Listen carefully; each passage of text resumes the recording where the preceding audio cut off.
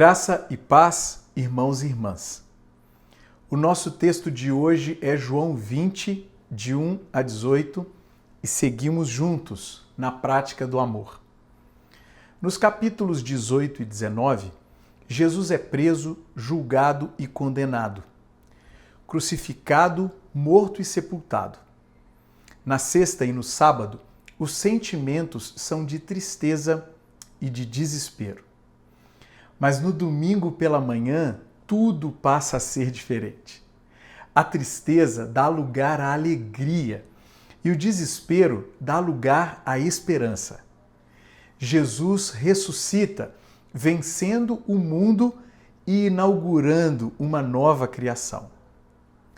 À luz do nosso texto, eu gostaria de propor que a ressurreição de Jesus é a vitória da vida sobre a morte, sobre todo e qualquer tipo de morte.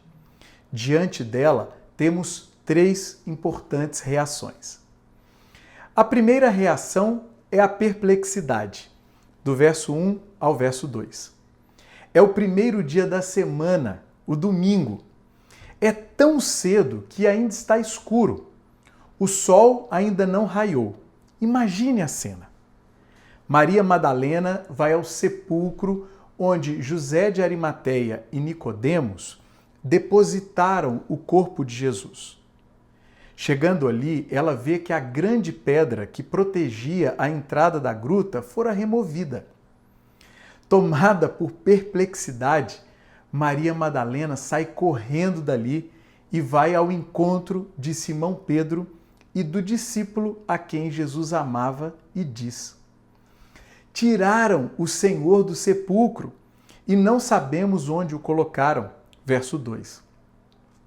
Logo, pensando que alguém roubara o corpo do Senhor, prática que era comum naqueles dias, Maria Madalena reage com perplexidade. Na vida, vez por outra, o inesperado e o desconhecido geram em nós perplexidade. Quando isso acontece, somos assaltados pela dúvida. O que será que está acontecendo? Nós podemos interpretar uma realidade difícil que nos cerca com a perspectiva do que é ordinário, ou podemos tentar interpretá-la com a perspectiva do que é extraordinário. Como Jesus ressuscitou, a boa notícia é que o poder da ressurreição está em ação no mundo, transformando realidades de morte em realidades de vida. E isso pode acontecer conosco. Que Deus nos dê sensibilidade para perceber essa ação ao nosso redor. A segunda reação é a fé, do verso 3 ao verso 10. Ao ouvirem que o sepulcro de Jesus fora violado, Pedro e o discípulo amado vão correndo para lá. João afirma que o discípulo amado é mais rápido do que Pedro e chega antes dele. Talvez por ser mais novo. É interessante que, quando chegam, eles tomam atitudes diferentes. O discípulo amado se curva, olha para dentro do sepulcro, vê as faixas, mas não entra. Possivelmente ele está pensando nas promessas da ressurreição que Jesus fizera. Pedro entra no sepulcro, vê as faixas e também o lenço que estivera sobre a cabeça de Jesus. E aqui, dois detalhes da narrativa de João chamam a nossa atenção. O primeiro diz respeito ao lenço. Ele estava dobrado à parte, separado das faixas de linho. Verso 7. Sobre esse verso, Johann Konings comenta: o que Pedro vê não pode ser obra de ladrões, que teriam deixado tudo em desordem, nem de alguém que tirou o corpo, pois não teria dispensado os panos e o lenço. A situação encontrada no túmulo deixa transparecer a plena soberania daquele que tem poder de retomar a vida. João 10, de 17 a 18. E o segundo detalhe se refere à entrada do discípulo amado na gruta. Depois, o outro discípulo, que chegara primeiro ao sepulcro, também entrou. Verso 8. Por que é importante destacar que ambos entraram no sepulcro?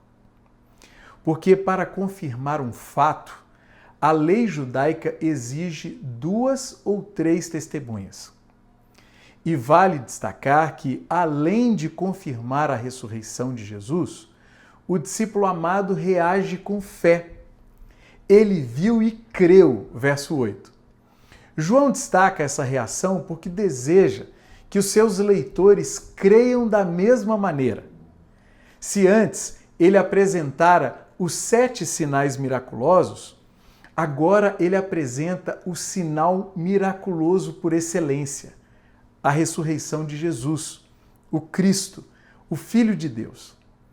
E neste momento, o evangelista faz uma consideração muito esclarecedora. Eles ainda não haviam compreendido que, conforme a Escritura, era necessário que Jesus ressuscitasse dos mortos. Verso 9. No mundo antigo, de modo geral, a ressurreição é considerada como uma impossibilidade. Os gregos e os romanos não a admitem, em hipótese alguma. Já os judeus, sim, com exceção dos saduceus. Eles creem que a ressurreição aconteceria no último dia, como ensinara Daniel.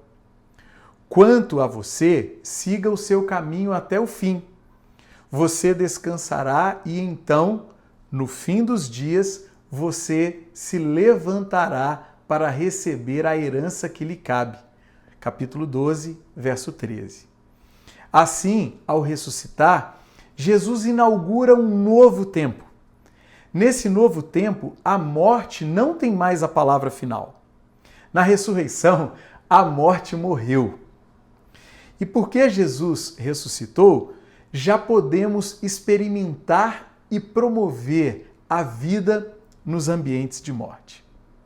Nós experimentamos a vida quando cremos em Jesus e passamos a nos relacionar com Deus.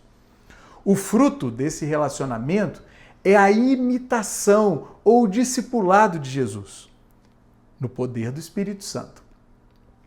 Nós promovemos a vida quando sinalizamos o reino de Jesus neste mundo. Embora, como ele mesmo disse, o reino dele não seja deste mundo, ele é para este mundo. Ou seja, o reino de Jesus não tem origem neste mundo, porém transforma este mundo.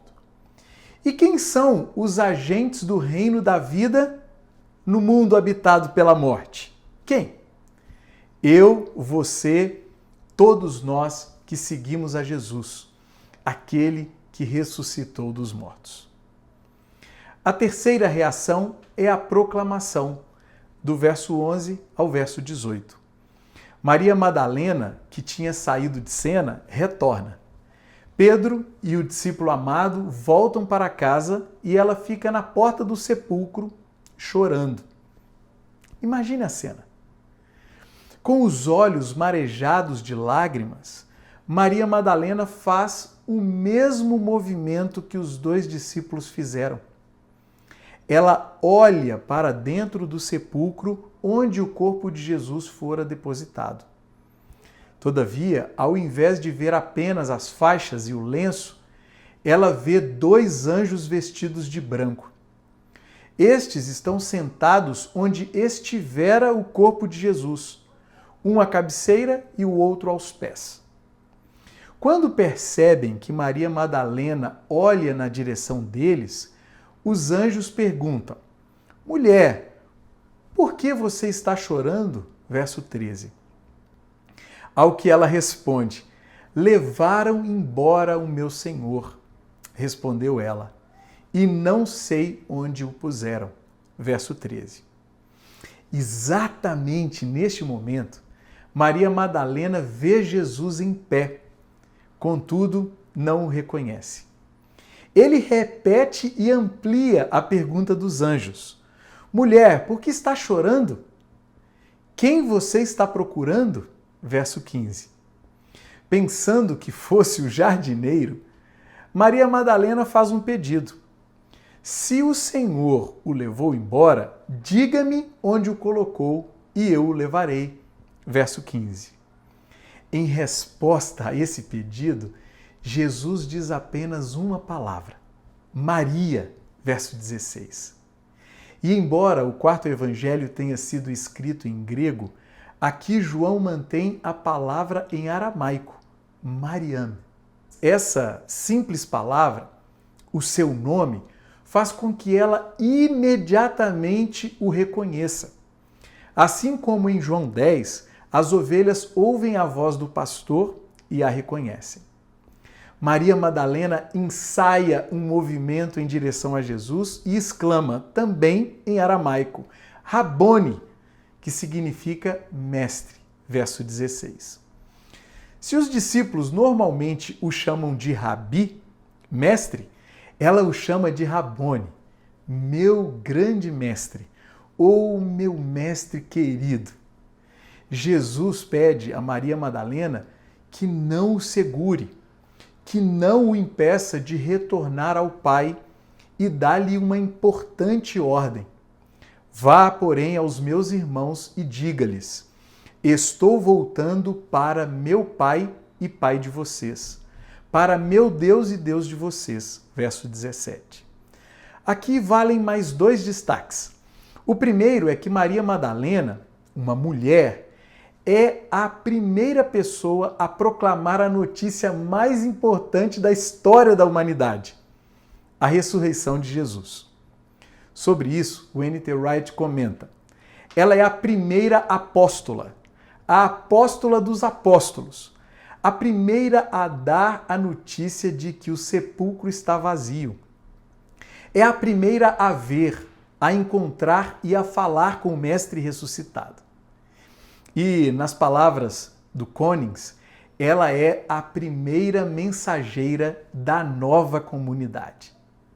Assim sendo, a ressurreição cria um novo paradigma no qual a mulher está em igualdade com o homem, na comunidade e na proclamação. O segundo destaque é que há um aprofundamento no nível de relacionamento entre Jesus e os seus discípulos. No Evangelho, esta é a primeira vez que Jesus chama seus discípulos de irmãos. Além disso, ele declara que o Pai e Deus dele é também o Pai e Deus deles. Ou seja, que todos aqueles que creem no Filho estão em plena comunhão com a Trindade. E o nosso texto termina com a reação de Maria Madalena à ordem de Jesus ressuscitado. Maria Madalena foi e anunciou aos discípulos: eu vi o Senhor, e contou o que ele lhe dissera. Verso 18. Ela proclama que Jesus está vivo, que a vida venceu a morte. A ressurreição de Jesus é a nossa fonte de alegria, encorajamento e esperança nesse mundo. Alegria porque toda tristeza que ainda experimentamos, um dia terá fim. Encorajamento porque ainda precisamos lidar com as realidades de morte que nos envolvem. E esperança porque a vida vencerá a morte. Como Jesus ressuscitou, a morte está ferida de morte. Está com os dias contados. A morte morrerá definitivamente. E esta é a boa nova que precisamos anunciar às pessoas com as quais convivemos. Portanto, irmãos e irmãs, a minha oração é que renovemos hoje a nossa fé em Jesus, aquele que ressuscitou dos mortos e que está vivo. Que assim seja. Um grande abraço para você.